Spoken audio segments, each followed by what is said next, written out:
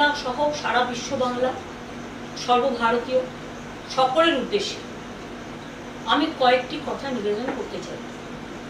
আজকে 24 তারিখ, সম্ভবত 4 তারিখে কাউন্টিং হয়েছে। এই পরিদিন মুখ বুঝে সব কিছু সহ্য করেছি। শুধু আমি নয়, বাংলার মানুষ, তৃণমূল কংগ্রেস কর্মীরা, যারা রাষ্ট্রীয় সন্ত্রাসের বলি হয়েছেন, 12 জন মানুষ মারা গেছেন, খুন হয়েছেন, আত্মহত্যা করতে বাধ্য হয়েছেন, সবাইকে জোর করে পদত্যাগপত্র লিখিয়ে নেওয়া হচ্ছে, ইলেকটেড বডিগুলোকে কাজ করতে দেওয়া হচ্ছে না। কলকাতা কর্পোরেশনের মতো বড় কর্পোরেশন, যাদের জল, রাস্তা সহ বিভিন্ন ডেভেলপমেন্টের কাজ, প্রত্যেকটা মিউনিসিপ্যালিটিতে ইলেকটেড বডিকে অস্বীকার করে টোটাল প্রশাসনিক রাষ্ট্রীয় সন্ত্রাস চলছে। আমিও একদিন প্রশাসন চালিয়ে এসেছি।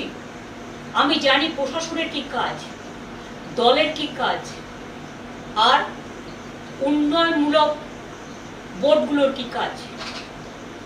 আমাদের সময়েও প্রায় 30% পঞ্চায়েত অপোজিশনের ছিল, এবারেও জিতেছে তারা। ওই তাদের পঞ্চায়েত অফিসে তো আমরা কখনো তালা দিইনি, তাদের জেলা পরিষদ অফিসে তো তালা দিইনি, তাদের পার্টি অফিসে তো তালা দিইনি। সেন্ট্রাল গভর্নমেন্ট শুধু ক্ষমতায় ছিল বলে তারা যে পুলিশ প্রোটেকশন পেয়েছে, আমাদের সহকর্মীরা কখনো পায়নি। শুধু সেন্ট্রাল গভর্নমেন্ট পাওয়ারে ছিল বলে 5 বছর আমাদের সব ডেভেলপমেন্টের টাকা আটকে রাখা হয়েছিল। আজকে এগুলো জলের মতো পরিষ্কার। আমি সব ডিটেলসে না গিয়ে আজকে আপনাদের কাছে একটুকুই আমি বলতে চাই, একটা নির্বাচন হয়ে গেল, আমরা কি দেখলাম? এটা কি সত্যিই নির্বাচন হয়েছে, না নির্বাচনের নামে প্রহসন হয়েছে? প্রথম কথা, কোনো রাজ্যের লজিস্টিক ডিসক্রিপেন্সি বলে কোনো কিছু এসআইআর হয়নি, একমাত্র বাংলা। সেখানে জেনে শুনে 60 লক্ষ লোকের নাম বাদ দেওয়া হয়েছিল, প্লাস আরো 58 লাখ। তার মধ্যে লড়াই করে আমরা 32 লক্ষ লোকের নাম তুললেও 27 লক্ষ, এবং পরে বিজেপি জমা দিয়েছিল আরো 7 লক্ষ, 34 লক্ষ সংখ্যাটা হয়, প্লাস 58 লক্ষ। তার মানে 58 আর 34 যদি আপনারা দেখেন, প্রায় 1 কোটির কাছাকাছি চলে যাচ্ছে। এই 1 লক্ষ, হ্যাঁ 1 কোটির কাছাকাছি চলে যাচ্ছে।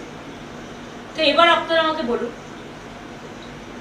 এত কাউন্টিং রিগিং করা, ইভিএম মেশিন রিগিং করা, আমাদের কাছে স্পেসিফিক খবর আছে সেন্ট্রাল ইলেকশন কমিশনের অফিস থেকে ডেটা হ্যাকিং করা, বিভিন্ন সূত্র মারফত, বিভিন্ন মানুষ মারফত, বিভিন্ন অর্গানাইজেশন মারফত খবরগুলো কানে আসছে একটা একটা করে। বিজেপির লোকেরা সিআরপিএফ এর ড্রেস পরে ঢুকে গেছে কাউন্টিং সেন্টারে, পরিকল্পিতভাবে মিডিয়াকে দিয়ে। 1 রাউন্ডও গোনা হয়নি, তখন থেকেই 200 সিটের বিজেপি জিতছে বলে রটিয়ে দেওয়া। কারণ আপনারা সবাই জানেন, আমি একটা সিদ্ধান্ত নিয়েছি। আমি দুঃখিত, আমি সব সংবাদ মাধ্যম খারাপ, একথা নিশ্চয়ই বলবো না, কিন্তু এখানে ব্যতিক্রমীও কেউ নেই, মানুষ শুধু ব্যতিক্রমী। আজকে যদি আপনারা জিতেই থাকে, জোর করে, লুট করে, ভোট লুট করে, মানুষের নাম বাদ দিয়ে, এবং বেলা 11টার পর থেকে কাউন্টিং সেন্টারে কাউকে কাউন্টিং এ এজেন্ট ঢুকতে দেননি, আপনারা এজেন্টের আইডি কার্ড কেড়ে নিয়েছেন। আমার কেন্দ্রে আমি যখন খবর পেয়ে গেছি, আপনারা আমাকে যে রাউন্ডগুলোতে আমি এগিয়েছিলাম 13,000 ভোটে, আপনারা, আমি দেখেছি যিনি এখন গদিতে বসেছেন, তার নাম করতে আমার ভালো লাগে না, তাকে আমরা অনেকদিন ধরে চিনি। তিনি নিজে বসে লুট করছিলেন, ডেটা সেন্টারে বসে আমি নিজে দেখে এসেছি। আমাকে ঘাড় ধাক্কা দিতে দিতে তাড়িয়ে দেওয়া হয়েছে, হলের বাইরে বের করে দেওয়া হয়েছে। সিআরপিএফ আর বিজেপির কর্মীরাও আমি শুনেছি পুলিশের ড্রেস পরে, সিআরপিএফ এর ড্রেস পরে ভেতরে বসেছিল। আর যারা ডেটা সেন্টারে বসেছিল তারা কিন্তু সবটাই বিজেপির আইটি সেন্টারের লোক ছিল বলে আমি শুনেছি। আমি সহ, আমার চিফ ইলেকশন এজেন্ট সহ, আরো 4টে দল সহ অন্যান্য পার্টির এজেন্টদেরও সবাইকে বের করে দেওয়া হয়েছিল। তারপরে রেজাল্টটা ডিক্লেয়ার করেছে জেতার জায়গায় হারা, হারার জায়গায় জেতা। এই পাশাটাই উল্টেছে প্রায় 150 সিটে, এবং সেটা না হলে আমরা 220 থেকে 230টা সিট পেতাম। মানুষের জন্য দোষী নয়, মানুষের জন্য দায়ী নয়। আর যদি সত্যি আপনারা জিতে থাকতেন, তাহলে মানুষের মধ্যে আনন্দ কেন নেই? মানুষের মধ্যে স্বতঃস্ফূর্ততা কেন নেই? কেন বাংলা আজকে লুম্পেনদের হাতে ছেড়ে দিয়েছে, যারা মাথায় ফেট্টি পড়ে আর মোটর বাইক নিয়ে লুট করছে মানুষের ঘর, পার্টি অফিস লুট করছে, বাড়ি লুট করছে, মা বোনদের আত্মসম্মান লুট করছে। মহিলা ধর্ষিত হবার পরেও ভগবানপুরে মুখ খুলে বলতে পারিনি, মন খুলে, যে আমি ধর্ষিতা হয়েছি। কারণ সেখানে বিজেপি কাকে নামিয়েছে? রাষ্ট্রীয় সন্ত্রাসের নামে যে ফৌজ, যারা মানুষকে, ফৌজ মানে প্রশাসন, রাজ্য প্রশাসন, যারা মানুষকে নিরাপত্তা দেবেন, আজকে রক্ষক হয়ে গেছে ভক্ষক। আমিও এতদিন প্রশাসন চালিয়ে এসেছি, আমি কোনোদিন প্রশাসনে যারা পুলিশের উর্দি পড়ে অনেক কাজ করে তাদের প্রতি আমার শ্রদ্ধা আছে।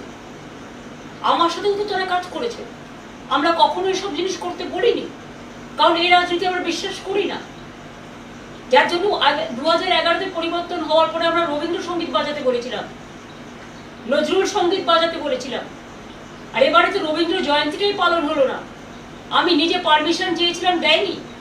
আমরা তখন আমার নিজের বাড়িতে এখানে আমরা রবীন্দ্র জয়ন্তী পালন করেছি। আজকে এমন অবস্থা, একটা মিটিং করতে পারমিশন দেওয়া হচ্ছে না। প্রতিদিন আমাদের নির্বাচিত কাউন্সিলরদের অ্যারেস্ট করা হচ্ছে, মিউনিসিপ্যালিটি কাউন্সিলরদের অ্যারেস্ট করা হচ্ছে, মিউনিসিপ্যালিটির ঘরগুলো গুন্ডারা গিয়ে দখল করছে। 2500-এর বেশি পার্টি অফিস আমাদের লুম্পেনরা দখল করে নিয়েছে পুলিশকে সামনে রেখে।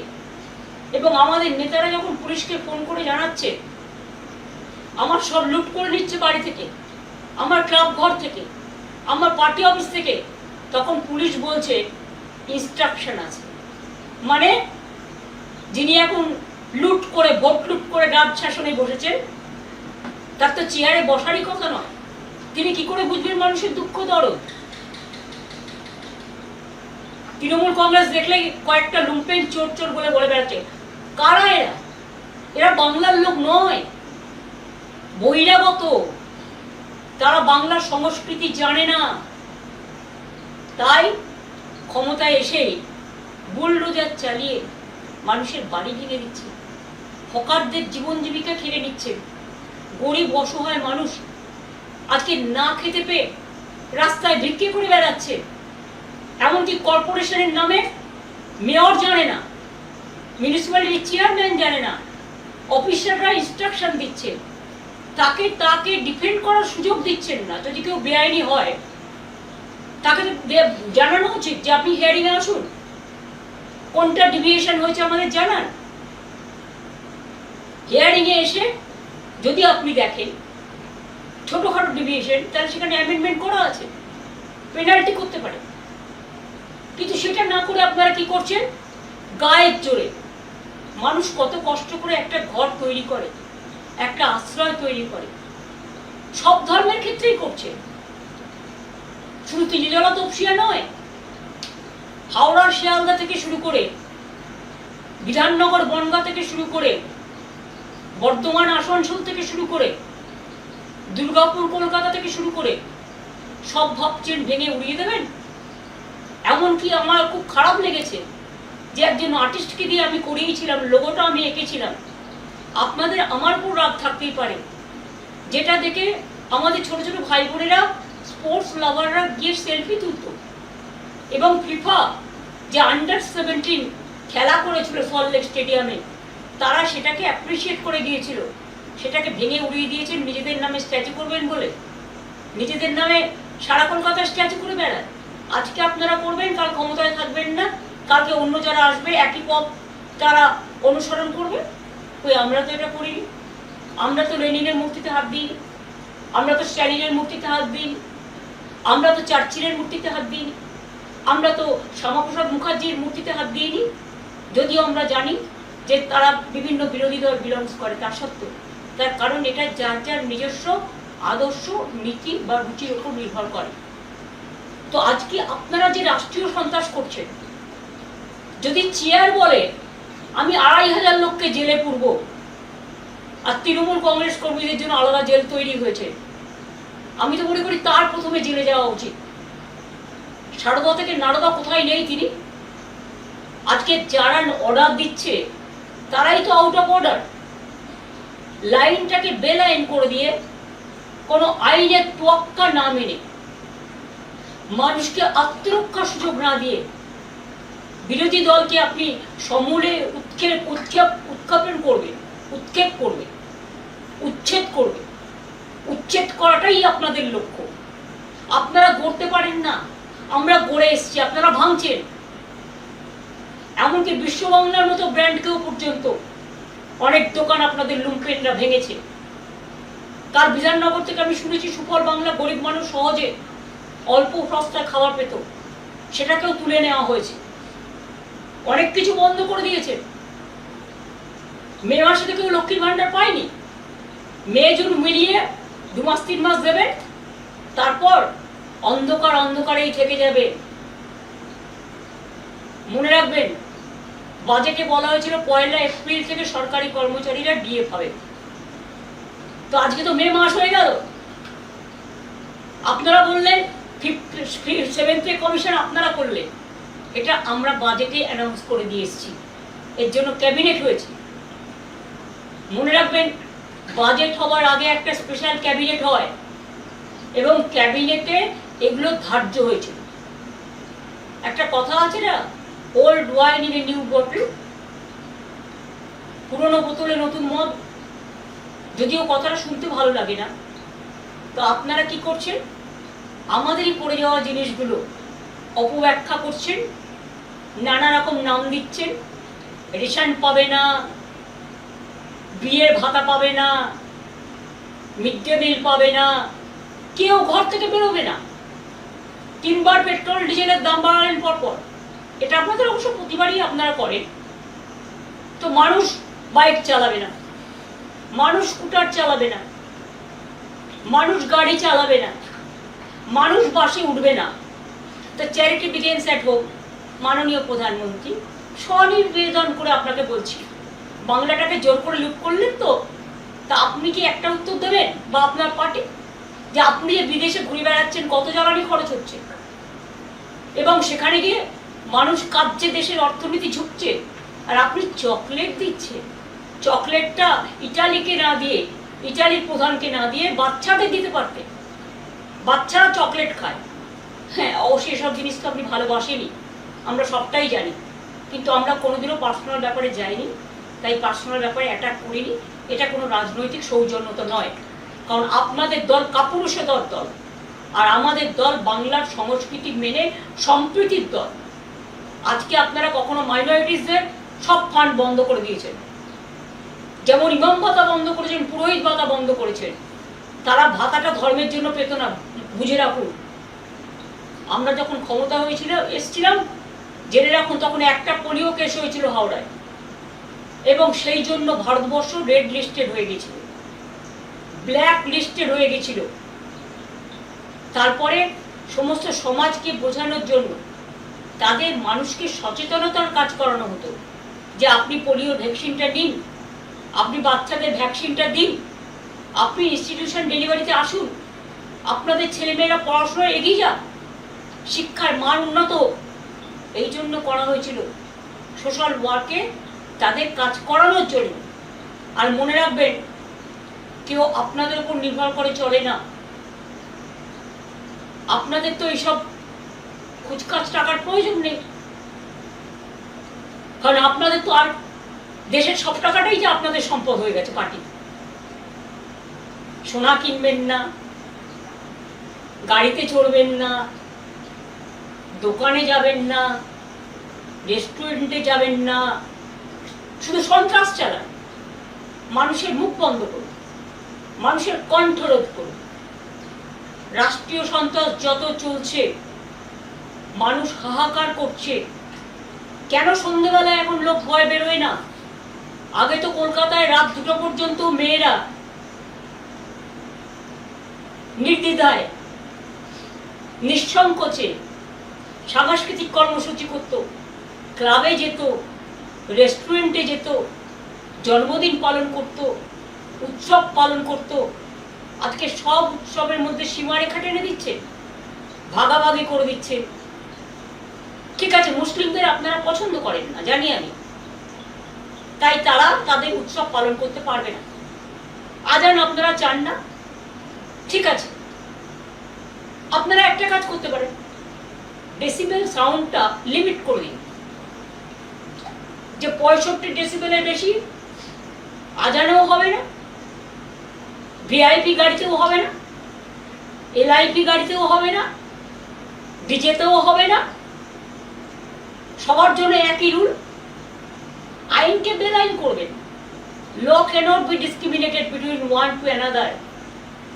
মনে রাখবেন, আর্টিকেল 14 যেমন আছে সংবিধানে, আমাদের কোডে, আমাদের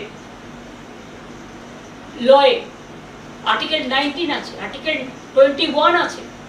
একবার পড়ে দেখেছেন আইনগুলো কি বলে? আপনার কারো অধিকার কারবার অধিকার আপনার কেউ দেয়নি। দেশ চলে গণতন্ত্র মেনে, সংবিধান মেনে।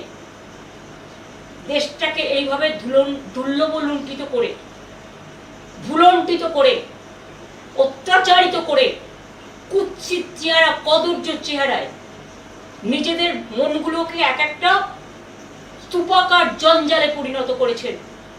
এখন তো জঞ্জাল থেকেও ভালো জিনিস তৈরি হয়।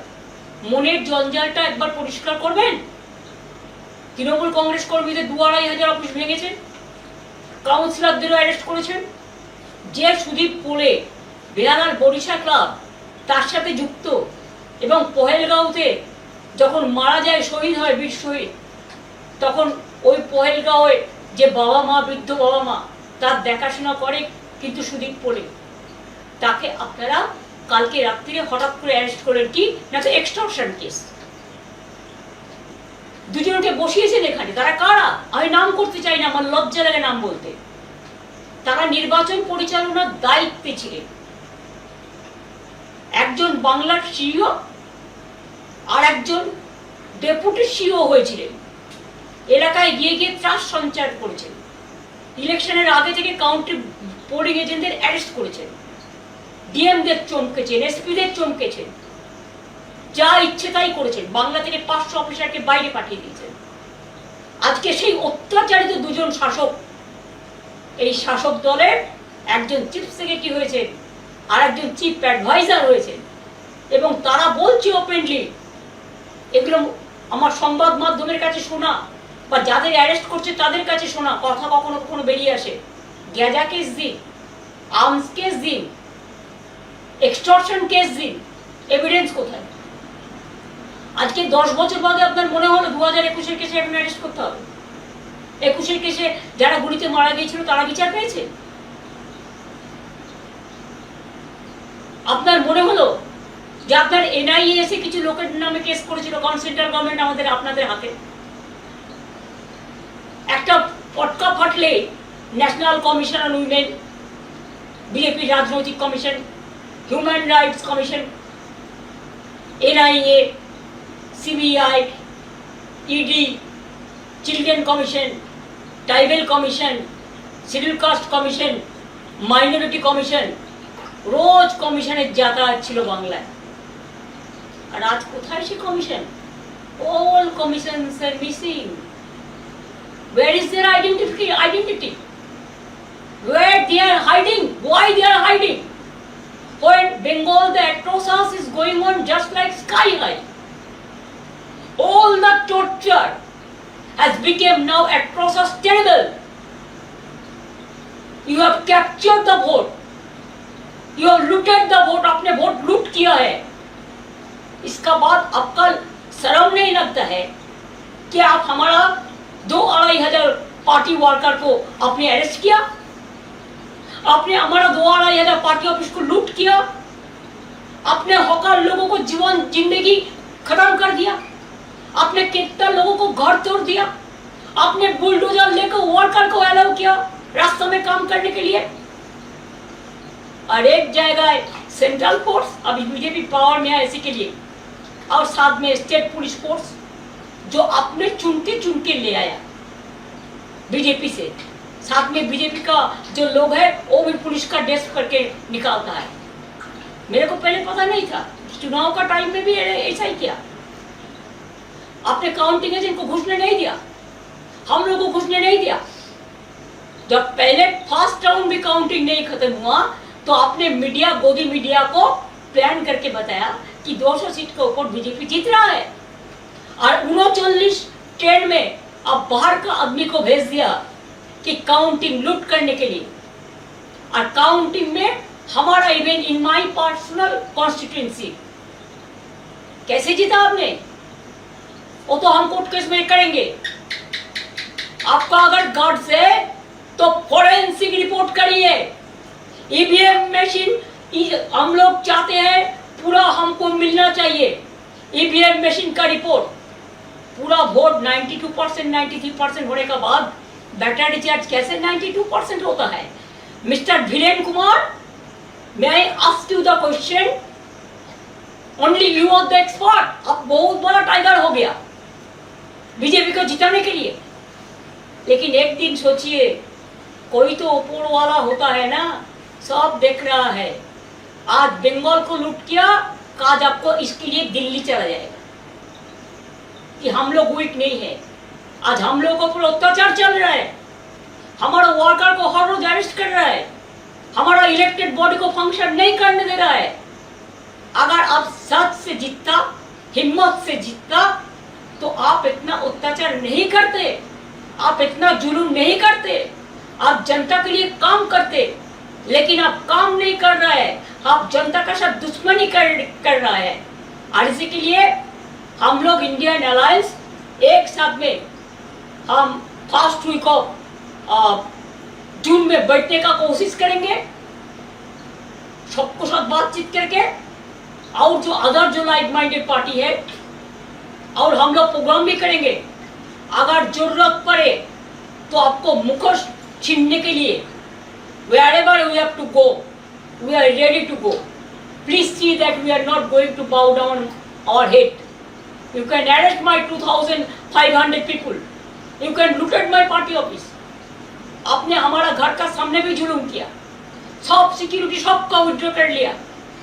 लेकिन आपका जो लीडर लोग है, आप 10 साल से एक एक आदमी को 20-20 करके सिक्योरिटी देके रखा है। आप पहलगांव में सिक्योरिटी नहीं दे सकता है, आप दिल्ली में जब इंसिडेंट होता है सिक्योरिटी नहीं दे सकता है। लेकिन आपका सब सेंट्रल फोर्स आप बीजेपी को गार्ड करने के लिए रख दिया है। देश का इकोनॉमी आज कहाँ गया है? आज सबको एडवाइस दे रहा है। पहले एडवाइस तो खुद लीजिए। चोर की माए जोर से बोले, mother of thieves shouts most. Everywhere you are accusing us, abusing us without the evidence। कितना जेल बनाओगे आप? बनाओ, हम देखने चाहते हैं देश भर कितना जेल है। आप जितना अत्याचार बंगाल में करेंगे, इतना आपको नुकसान दिल्ली में होगा। कि अभी हम बंगाल से फ्री हो गया, आपने मेरे को वोट लूट लिया जबरदस्ती। You are always anti-women. You are always anti-young generation. You are always anti-farmers. You are always anti-minorities. Minorities means not only Muslims, Christians, Sikh, Buddhist, Hindi, Parsi, all. Do you think it is proper? Please remember, जितना आदमी को आप police देके संतरास करो, इतना नेता आपको रहना, आप ऐसे नेता बनाया जो नेता का काम ही है अत्याचार करना, भ्रष्टाचार करना। तो इसी के लिए हम लोग तैयार है। आपको जिम्मेदारी है देश संभालना, शांति रक्षा करना। अगर ये आप नहीं कर सकते हैं तो जनता तो रास्ता में उतरेगा ही। आप परमिशन नहीं देंगे, रास्ते में बैठने के लिए कोई परमिशन चाहिए? अब मीटिंग करने के लिए परमिशन नहीं देता है, रविंद्र जयंती पालन करने के लिए परमिशन नहीं देता है। सेंट्रल हॉल में जो दिन रविंद्र जयंती था आपका कोई नहीं गया पार्टी से, खाली हमारा पार्टी से सागरिका घोष गया था, सब मेरे को पता है। तो इसी के लिए please remember we will bounce back and you can get the defeating reply. Please be ready for that. आप তৈরি রইয়ে। আর বাংলার মানুষকে আমি হাত জোর করে বলবো প্লিজ ভয় পাবেন। কিছু মানুষ আসে তাদের রং বদলায় বহুরূপীর মতো, যারা বেনো জলে ভেসে আসে তাদের বেনো জলে ভেসে যেতে দিন, এতে তৃণমূল কংগ্রেসের কিচ্ছু যায় আসে না। এরা গেলে বরং তো দলের ভালো হবে। এদের টার্গেট করে বিজেপি ঢুকিয়েছিল, টার্গেট করে আবার তারা আসল জায়গায় ফিরে গেছে। এবার বিজেপি বুঝে নিন, লুম্পেনদের দিয়ে রাজ্য চালাবেন, রাষ্ট্র চালাবেন, না মানুষ যারা মানুষকে বোঝে মানবিকতা দিয়ে রাষ্ট্র চালাবেন। এটা মানুষের কাছে আমি বললাম এই কারণে যে আজকে মিশনারিজদেরও মনে রাখবেন, তাদের ফান্ডও বন্ধ করে দেওয়া হয়েছে, মুসলিমদের ভাতাও যেমন বন্ধ করে দেওয়া হয়েছে, পুরোহিতদের ভাতাও কিন্তু বন্ধ করে দেওয়া হয়েছে। All are in travel except BJP. তারা শুধু ভাবে ক্ষমতা দখল করাটাই তাদের কাজ। ভারতবর্ষ তো সবটাই দখল করেছে, তাও কেন দেশটাকে বলছো যে সোনা কিনবেন না, বিয়েতে সোনা পরবেন না, গাড়ি চড়বেন না। তো আপনাদের নেতারা কত গাড়ি চড়ছে তার একটা হিসেব দেবেন। আমার এইটুকু বক্তব্য আজকে আপনাদের কাছে আমি জানালাম। বাদ বাকি আমি টাইম টু টাইম এই বুলডোজার রাজনীতি, হকারদের উচ্ছেদ করার রাজনীতি পুনর্বাসন না দিয়ে, আমরা কালীঘাট স্কাইওয়াক যখন করেছিলাম হকারদের জন্য আমি আলাদা হকার মার্কেট করে দিয়েছিলাম এবং পরে এসি মার্কেট করে দিয়েছি হকারদের। দক্ষিণেশ্বরে যখন আমি স্কাইওয়াক করেছিলাম দক্ষিণেশ্বর মন্দিরে, তখন কিন্তু হকারদের আমরা পুনর্বাসন দিয়ে করেছিলাম। কল্যাণী এক্সপ্রেস সেতু যখন করি 43টা বাড়ি ছিল রাস্তার উপরে, ঠিক 43টা বাড়ি যেমন বাড়ি ছিল সেই রকম বাড়ি আমরা তৈরি করে দিয়েছিলাম। পুনর্বাসন ছাড়া কোনো মানুষকে আমরা উচ্ছেদ করতে দিই না।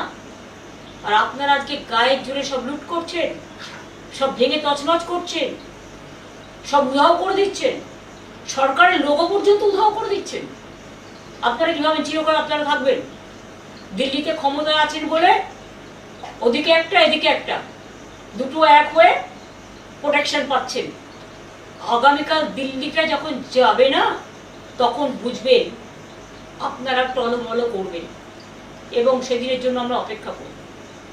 আমি গদি মিডিয়াকে বিশ্বাস করি না, কারণ গদি মিডিয়া এখন হনিমুন পিরিয়ডের মধ্যে ব্যস্ত আছে এবং গদি মিডিয়া টোটাল বিজেপি যা বলে তাই শোনে। বিরোধীরা যদি কিছু বলে সেটাকে অপব্যাখ্যা করা হয়। 29 জনে বিরোধী দল হয়, রেকগনিশন পায় 294 এর মধ্যে। পার্থদা 29 জন পেয়েছিল বলে পার্থদাকে সে সময় দেওয়া হয়নি, তারপরে একজন জিতে গেল, 30 জন পেল, তখন পেয়ে গেল।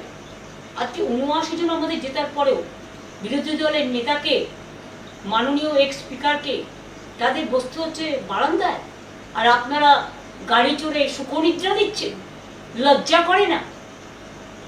সবটাই তো নকল, সবটাই তো টুকলি। এইভাবে কোনো রাজ্য চলতে পারে না। কাজে এই লড়াইয়ে অনেকেই ভয় পাচ্ছেন, অনেকে ভাবছে আমার চাকরিটা কি হবে, আমার ব্যবসাটা কি হবে, আমার কাজটা ঠিক মতো চলবে কিনা, আমার সেন্সর বোর্ড আমার সিনেমাটা ক্লিয়ার করবে কিনা, আমি প্রোগ্রাম পাবো কিনা। আসলে আজকে তো আর সলিল চৌধুরীর মতো একটা লোক নেই, সত্যজিৎ রায়ের মতো কেউ নেই।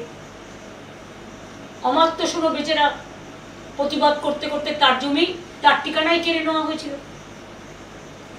সুতরাং বিদ্যাসাগরও নেই, রাজা রামমোহন রায়ও নেই। প্রতিবাদ করার মনীষীদের আমাদের পাশে না থাকলেও তারা আমাদের মনে আছে, তাদের আদর্শ নিয়েই আমরা পথ চলব।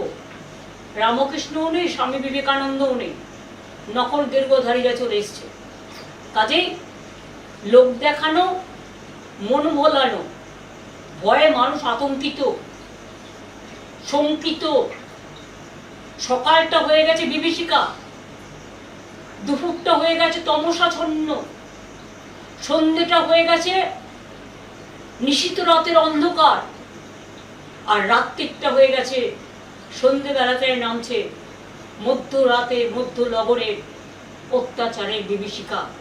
একদিকে বিজেপির অত্যাচার, একদিকে রাষ্ট্রীয় সন্ত্রাসের নামে প্রশাসনের যারা এই কাণ্ডগুলো করে বেড়াচ্ছে তাদের কাছে আমার একটাই আবেদন থাকবে, আমি আপনাদের বিরোধী নই, আমাদের সময়ও আপনাদের আমি কাজ করিয়েছি, কিন্তু এসব কাজ আমি করি না। মনে রাখবেন আপনারা কিন্তু আইনের রক্ষক।